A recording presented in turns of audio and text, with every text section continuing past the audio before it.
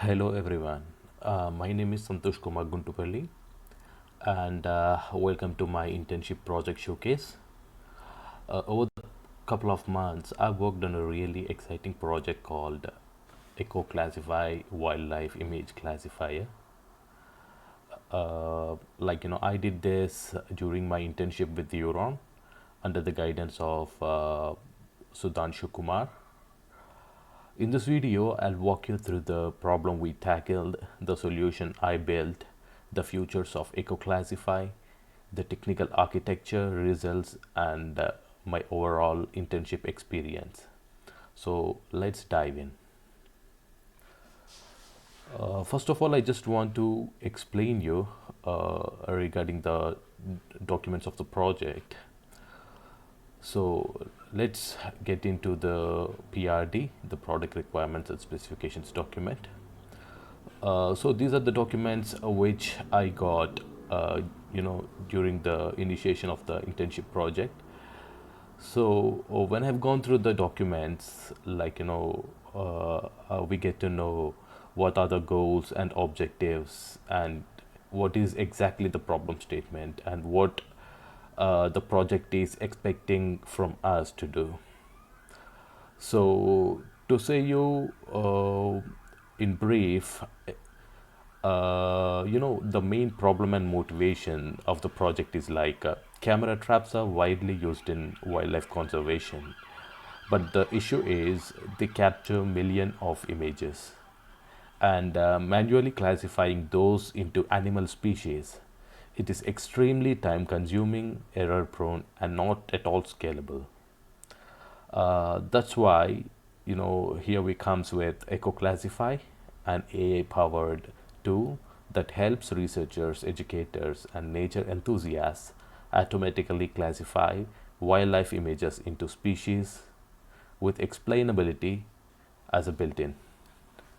So let's go through the goals and objectives. We can see everything here, the goal and its description. The goal is accurate wildlife classification, like classify uploaded images into predefined wildlife species, and model explainability. We should provide visual explanations for predictions. Okay, and user-friendly interface. The web app which we usually build. Uh, they have recommended us to go through the Streamlit UI so that non-technical users can also uh, you know get hands on the model. Research and education utility, it should support learning and research in wildlife identification. It's okay, and the core features are uploading the image, pre-processing, transfer learning. This is where we need to concentrate more on. We use the pre-trained ResNet model in our project. So data augmentation, model fine tuning, prediction output, explanation dashboard, and download results. So let's dive into the project directly. So I'll just start up with the readme.md. So this is a project which we built. So you can usually go through the project by just going through the readme.md. So what is the system architecture? User uploads image, it pre-process and data augmentation, and after data augmentation the data moves into the model inference. Okay, it gives the predictions, what species is the camera trap images, and we also give Grad-CAM explanation. Grad-CAM is nothing but a library which lets you know what the model is seeing, like how does it is defining it as a certain species. Okay, and after all the results are collected and presented in the Streamlit dashboard, and we also gave you the option to download the CSV as well as fine tune the model on your custom data set. So let me explain you how we all started. How I started. So I started with the research here initially, like before starting up my end-to-end ML project. I started up with an experiment, a small experiment. So I imported different libraries here. What are all the necessary libraries? Uh, it, and then yeah, I mean the data set I need to explain, like, the data set I have collected is of a competition, conservation practice area image classification. This is the data set which I used. Like you can see the data here. If you go to the data tab, you can see the data here. So there are different species of animals which are caught in the wildlife camera traps. There are 7 species of animals in the data set along with the blank images. So I have downloaded the data from here, and later on I changed the, I mean, like I just downloaded the, I mean, like after downloading the data in the data ingestion, I can show you that on this thing. Yeah, after downloading the data in the data ingestion, we can see in the extracted data we have test futures, train futures. Benchmark is something like, the competition guys, they are providing us. It's a submission format for the competition. So test futures, train futures, train labels. These are the like files from the data set. So I actually used Google Drive for the experimentation purpose, because as is a computer vision project, without a good GPU it's not really possible. I mean, like it is really difficult running this project on CPU. So I mounted this on the Google Drive, and I used Google Colab, I mean, like, to run the project. So what I did is, like, I downloaded the data set and I divided the data set into train DF and test DF separately. And this is the label DF. The species labels we can find, I mean, like, whatever the species that are mentioned in the label DF, I mean, label data frame, we can see it here. There are 7 species, as I said you. One is antelope duiker, bird, blank, civet genet, hog, leopard, monkey prosmian, and rodent. So the blank is something like, we don't have an animal in the camera trap image, but sometimes, like, the motion detector cameras in the wildlife, usually they capture cameras even if they send some kind of motion, even if a branch moves. So sometimes we get blank images too. So our model should distinguish when it's a blank model, or the mentioned species are present in the camera trap images or not. So let's go through the small sample. Like, this is a sample image which we found. So this is a camera trap image which we usually see. The train DF, I mean, like, the train data frame, it gives you image ID, the file path, and site. And the image IDs, you can find that as it is a train DF, you can see it in the train futures. You'll have the same files here, and they are linked through the file path. So this is the test DF, this is the label DF. This is what a sample images from different species. We can see the sample images from different species here.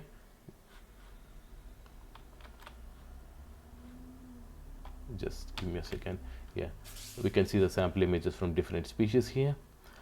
And later on, what I did is, like, initially I used a custom CNN model. I want to check, what a custom CNN model can help out in solving our problem. And later on, I wanted to use ResNet50 transfer learning as instructed from the PRD I mean, like, I did whatever it was recommended in the project document. My intention here is not to win this competition, but surely you can participate in the competition by using the interface. I'll tell you how you can do that later. uh, yeah, so initially I created the wildlife data set here to return the image and image ID, and here we define another function for computing the mean and standard deviation uh, exactly for our data set. And here it comes the training, the data augmentation. So usually what happens is uh, like the images from the camera traps, we need to do some kind of data augmentation, like, doing resize, random resize cropping, flipping the images horizontally, rotating it in a random angle, color jitter. These are all the data augmentation that I have done. You cannot, it's okay, like, even if you do, like, resize and just normalize, but if you can augment, it gives you a better advantage. So later on, like, I divided the training set into like a trained data set as well as validation data set. And I defined my custom CNN model here uh, with a convolutional layer, a ReLU layer, and max pooling, and another, and again convolutional layer, ReLU, and max pooling. So we have three sets of layers here, which we have used. We can see it here in the model sequential. This is a model structure, and the total trainable params are really high here, more than 2 crores 51 lakhs trainable params. And this is the cross entropy loss function which we have empaneled. So in a neural network, we all know, like, the model, I mean, like, it refines itself, by decreasing the loss. So here we have empaneled cross entropy loss, and we have given the lowable smoothing, and the optimizer we used here is Adam. You can use other optimizers too, but Adam is what I have used here. And this is where I developed the train model function. It loads the model. I mean, like, the model is nothing but custom CNN, train loader, val loader. I mean, like, that is train dataset loader, val dataset loader, epochs, and patience. Patience is nothing but if the validation loss is not decreasing for 5 epochs, it will just stop it. I mean, like, it will trigger the early stopping. And we save the best model found in this path, and here we go with the optimizer, as I already explained you. Yeah, so later on, when we train the model here, I did found yeah, I can show it here. I show that here.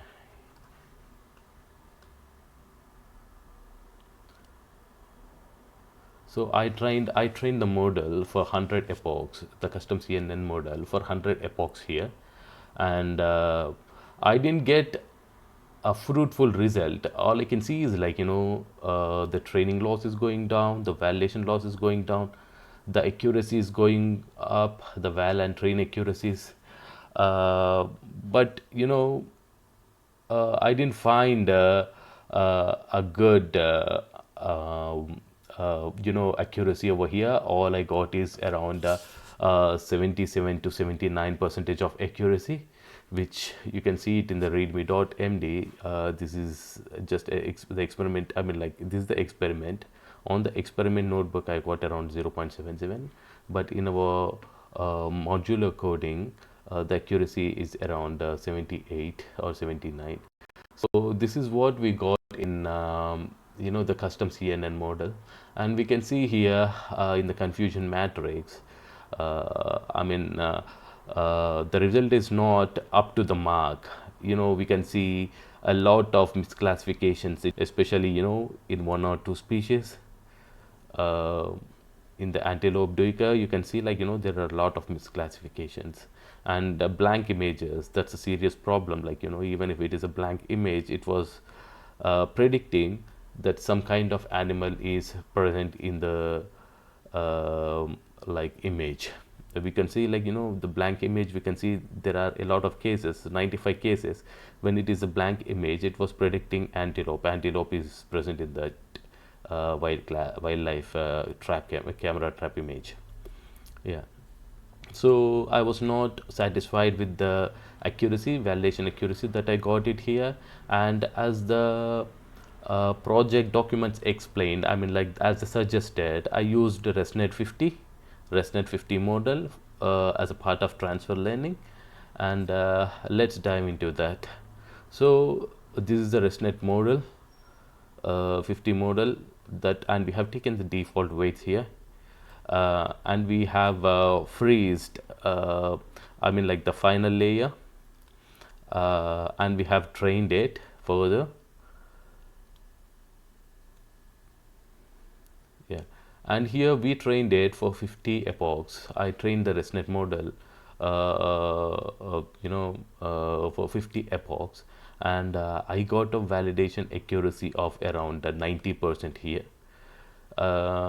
It was really good. The validation accuracy is really good. Yeah, the validation accuracy is really good. And even in the confusion matrix, we can see the blank images, the misclassification has reduced a lot, and you can see a lot of correct predictions predicting across all the species. So I have used the same thing. This is just my experiment notebook, which later on I developed into modular coding. You can see the different components here in the source folder. You can see the components, config, constants, entity, pipeline, and utils. So you can see the config.yaml here, this is the configuration which I have all used in the project. And this is the params.yaml, these are the params which we have used. The betterment of using the modular structure is it is easy whenever you want to change the code, or if you want to use with a different data set. You can just, it's not you have to start everything from the start. You can use this. So these are the requirements.txt that we have different sort of imports which are needed for the structure. And yeah, as we dive into the source folder, we can see the components. What are the components? It is a data ingestion.py. This file, it ingests the data from the raw source, and the source, it is present in the config.yaml here. As I explained you earlier, the source, it is as I said, the data is collected from driven data competition. So this is the source of the source URL of the data. So the data is ingested initially, and it is stored in the artifacts folder. I'll show you I didn't upload the artifacts folder, so that usually GitHub rejects if the file size is too big. So after the data ingestion, the data is extracted here. That's the data ingestion module which we have completed. And after data ingestion, we have gone with the data loader, because data loading is really important to us. So I made up this as a separate file. So as I said, it loads the data, it calculates the mean and standard deviation of the data set. It augments the data. This is the data augmentation function we have. This is the data loader, which loads the data into two different data sets. One is trained data set and another one is validation data set. And after the data loading, here we go with defining our custom CNN base model. So this is the custom CNN base model which we have built. We didn't train here. We just built the custom CNN model here, and this is the ResNet50 model which we have used it for the transfer laning later. And after that we have gone through the training. So here we go with the training. We define the model trainer class, and we have different functions like loading the checkpoint if available. As I said, I've trained this on Google Colab. Sometimes when you run out of time, usually this happened with me, like we train for 50 epochs. Sometimes, like after running for 30 epochs, your server times out, and when the next time you start, you have to start with step 1 again.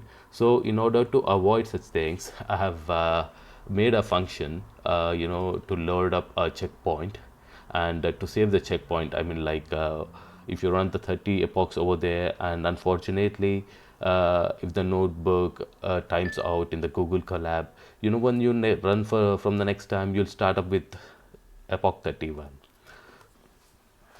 So this is the train function, which we have developed. I also used MLflow here to log all the metrics and the models. As I said, in the MLflow server, I have used DagsHub for that, and we can track the experiments. What is the importance of this MLflow? It logs all experiment. Every training run is automatically recorded, and it stores the hyperparameters like learning rate of batch size or number of epochs. It logs the training metrics. It saves the artifacts, and most importantly, you can compare different runs side by side. For example, I'll just give you an example here. Yeah, this is the ResNet model which we have run.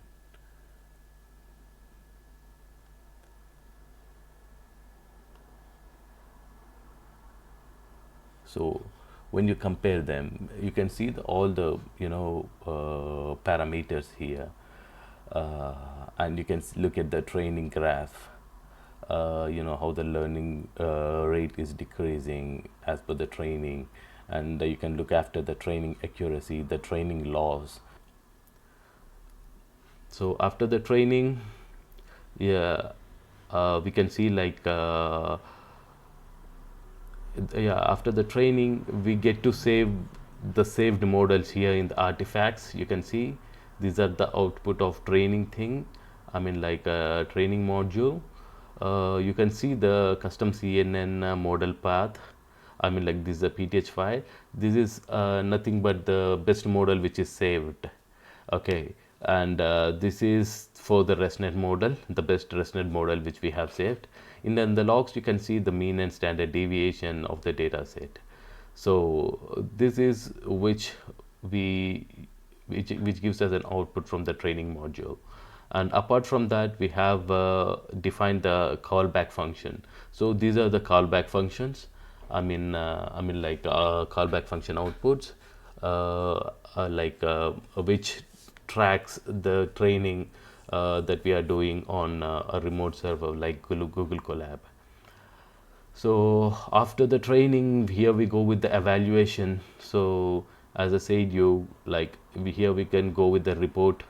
So I have made up the report with different metrics as described in the PRD.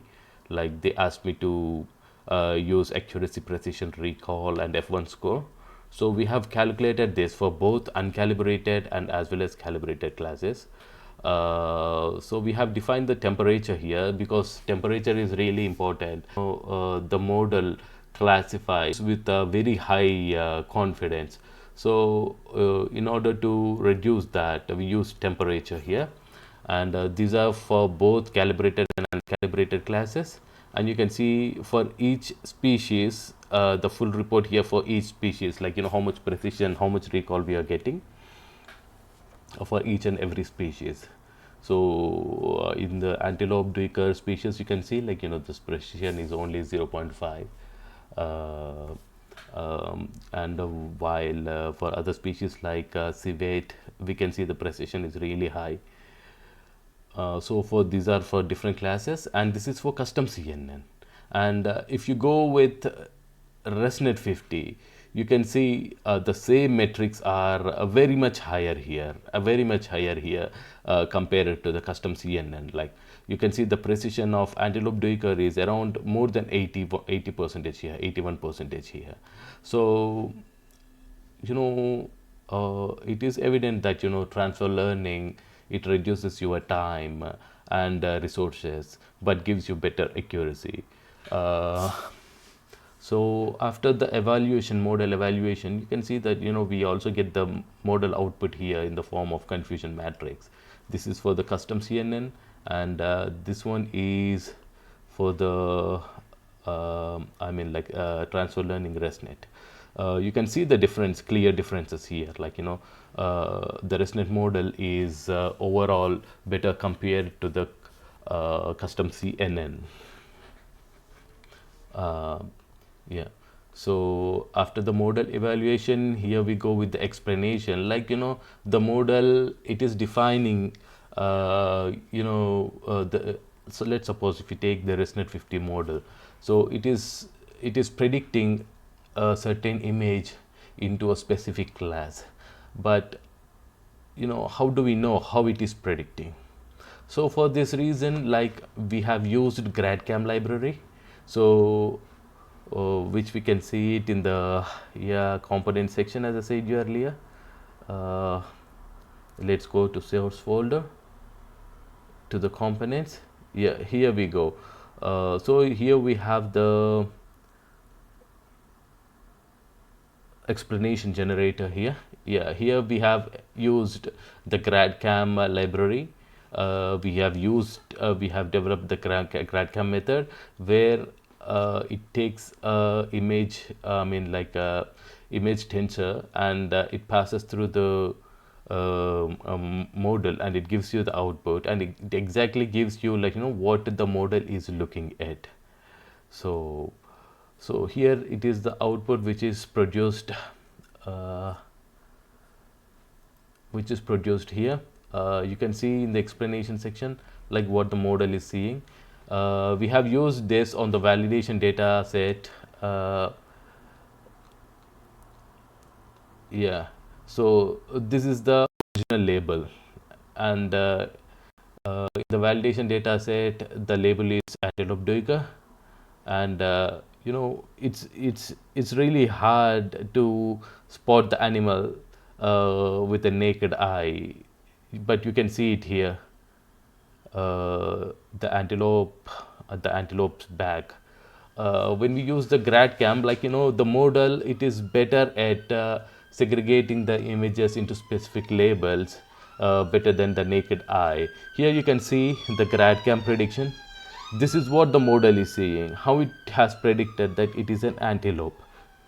It's because you can see in the heat map, the model is looking at this and it is predicting that it is the antelope. So the original the Grad-CAM prediction, antelope duiker, it matches with the original label here. If you go to other sections, it produces the same thing, the original label is leopard and the Grad-CAM is predicting it as a leopard. Sometimes it goes wrong too. I have such cases here also, but you also know, everyone knows that no model is 100% accurate. So here it is the rodent. You can see the rodent here. It's really hard to identify with a naked eye, but the model finds it here.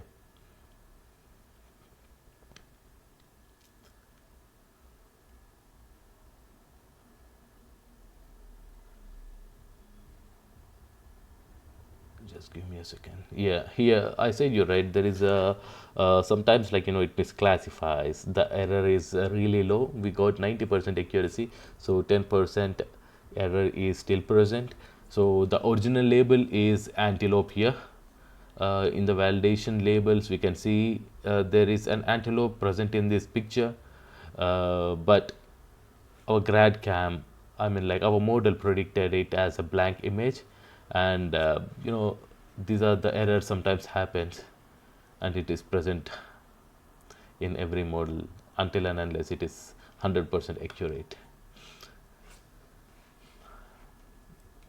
So this is the explanation section. After explanation, we have gone through the batch inference module. So I have made this module as specified in the project PRD. As the project PRD wants us, it asked us, to give batch predictions too. So I mean like I built this in order to do that.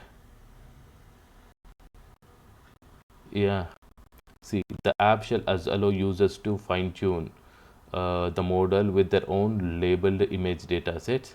The app shall allow the users to download prediction results and explanations as CSV. Yeah, so the app shall process batch processing. So here we got like it should process the batch. I mean like the model, the app should process the batch data. So that's why we have built the batch inference here. So what this model do is like when you give a data set, I mean like it loads the model, it transforms the data as per the requirement, and the predictions are usually given. And later on we have developed a fine-tuning module here. The fine-tuning module, it fine-tunes, I mean like the model which we have built here, the user can use this model with his custom data set by fine-tuning. So this is the code of fine-tuning model which we have used, which we have built. We can see what the code is, how the code helps us in fine-tuning the model on the app. So this is the model pipeline. Yeah, and this is the code for app which I built, the Streamlit app which I have built. So I have made the app into 3 sections. One is the tab 1 is about the more app. It's just an introduction and the references and about the app. And the second tab is about the inference. As I said, you like where you can give one or few images, and the model classifies that into the defined species. So after that we have a batch inference tab where you can provide a batch data and you can get predictions. You can also download it. And the fourth tab which we have is fine tuning, model fine tuning. So this is the code for the app that I have built. Yeah, and after saving this file, as I said, it is really hard to run this on the CPU. We need GPU resources. So what I have did is after pushing the repo into the GitHub, you can use this code, the collab code, which I have already presented that in the repo, for running it on the Google Colab. The Google Colab, it mounts the repo in the drive, and it runs it smoothly, and the total repo runs. So yeah, as I explained you, these are the app screenshots. I have already explained about the system architecture. This is the structure of the project directory. The data set, as I explained you, I have explained about the source. I have collected it from conservation practice area from driven data org. Yeah, and the app which I built, I have hosted it on I mean 2 platforms. One is on the Streamlit and the other one is on the Hugging Face Spaces.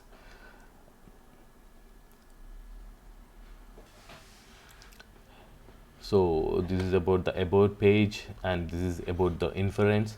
Like when you give a sample image here, this is not from the data set. I have taken this from the search engine, Google search engine. Yeah, when we give the app a picture, like it gives you exactly what species the animal is. I mean, like in the trained species, we have trained around 7 species and a blank class. So in this 8 species, it will give you it gives you the prediction along with the Grad-CAM explanation.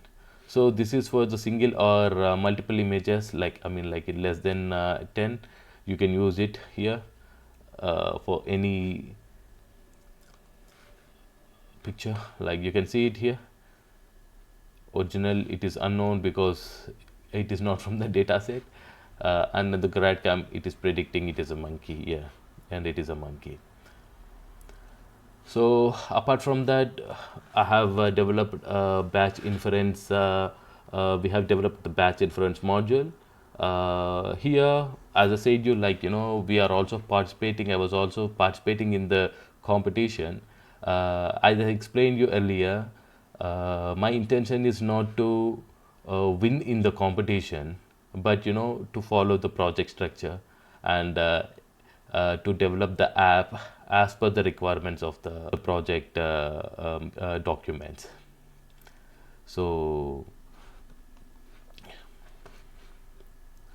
here on the Streamlit, we can use it here. I'll just explain you how it helps us.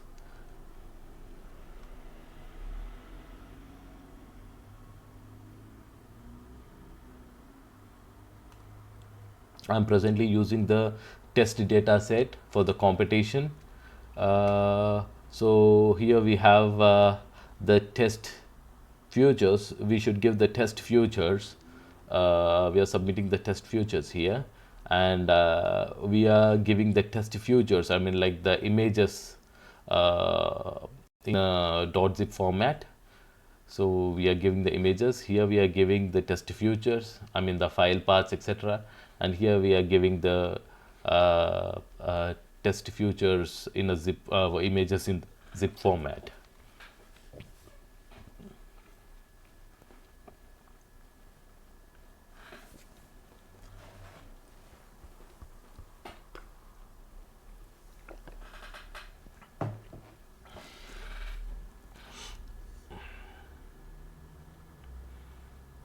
It takes up some time, as the data set is really huge. You can see the data set here. Sorry, the test data set is really huge.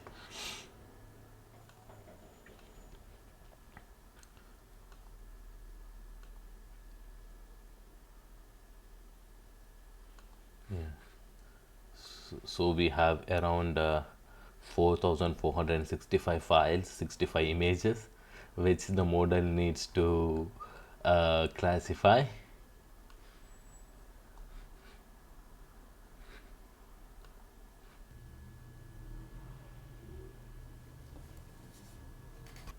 So here the batch inference is done. We got the head of the inferences of the batch data. So we also have the option to download the CSV, which we have downloaded here, and let's submit this for the competition.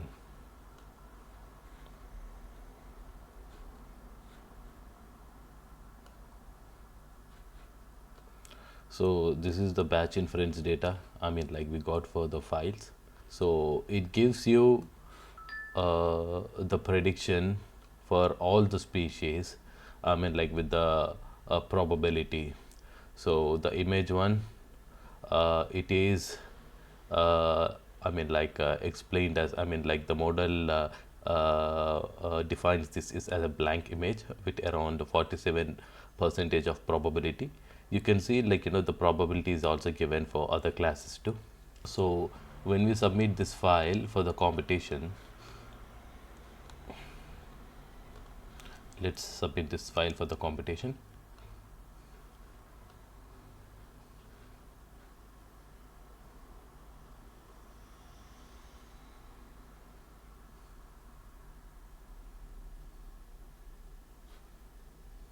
Yeah, it's here, batch predictions. When we submit this for the competition, we will get the score. We are getting the score of 1.67. So that's I mean like the evaluation score, the log loss, which is log loss, which is given by the competition, and we can see our rank here in the leaderboard. We are around 210. We are around the position of 210, and the position, I mean like we got a score of 1.67, which is above the benchmark. The benchmark for this competition is around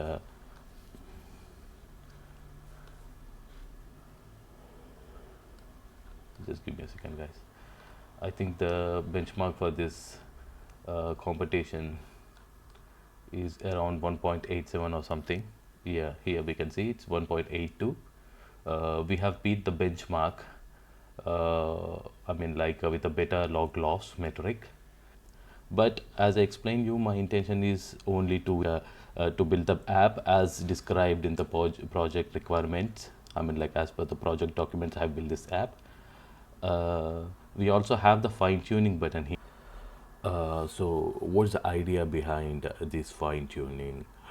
Well, my model was trained on a specific data set of 7 animal classes plus a blank category. But in the real world, researchers might have their own data set. Maybe if they want to classify different bird species or animals from a completely different region. For an example, we have trained the data set on African civet. Maybe the researchers, they want to utilize the model on Asian palm civet. So like there may be difference in species of animal species or bird species from a different region. So in such cases, like they can use this model. I mean like instead of training a new model from scratch, they can apply simply fine-tune the existing ResNet50 backbone which we developed. This saves time, resources, and gives high accuracy. Here in the fine-tuning tab, the user can upload the data set. I've created a sample data set for just the purpose, for the demonstration purpose. They can upload the data set. They can set the hyperparameters like the batch size. I'm taking the batch size of 8 because like the sample data set I uploaded is really small. And they can set up the epochs. Let's suppose we are taking 10 epochs, and yeah, we did set early stopping patience of 3, the learning rate of 10. It depends completely on the user preference. You know it's completely the users, it depends upon the user's preference. Just give me a second, guys. So they can increase or decrease. Yeah. And they can set up all the different parameters they want, and just they can hit the fine tuning button, and the EcoClassify retrains the model on the uploaded data set. And it may take some time as we are training on CPU. Once the training is done, the system will output the new model weights, an updated class 2 label mapping, and the train model is saved for future inference. Yeah. So here, the fine tuning is completely done. You can see the graph of loss curves, the training and validation loss, and you can look at the validation accuracy.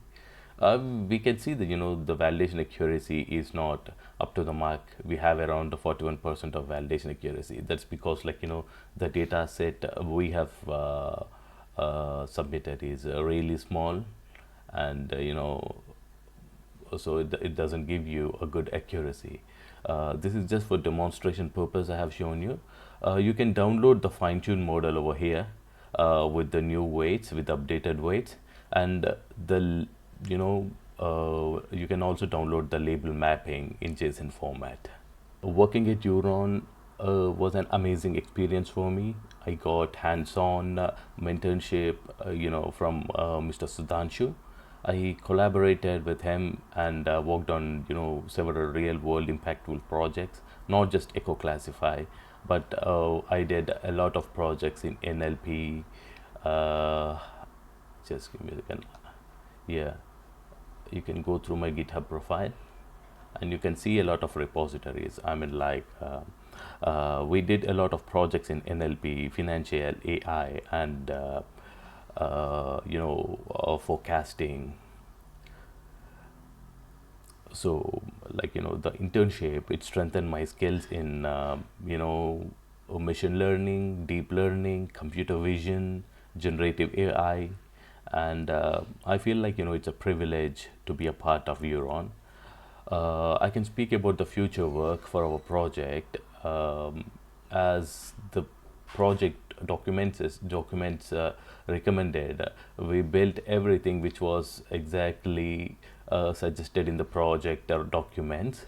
But if in the case, if you want to take the work further in the future, you can, EcoClassify can be extended by deploying a Dockerized fast API microservice. You can create a mobile app. As I said, if you want better accuracy, you can use ensemble models like ResNet plus vision transformers, etc. So overall, this project was a great learning experience that combined AI, software engineering, and deployment skills into one. I hope this walkthrough gave you a clear picture of EcoClassify and my internship journey. If you enjoyed this project showcase, don't forget to like, share, subscribe for more AI project breakdowns. Thank you for watching and see you the next time.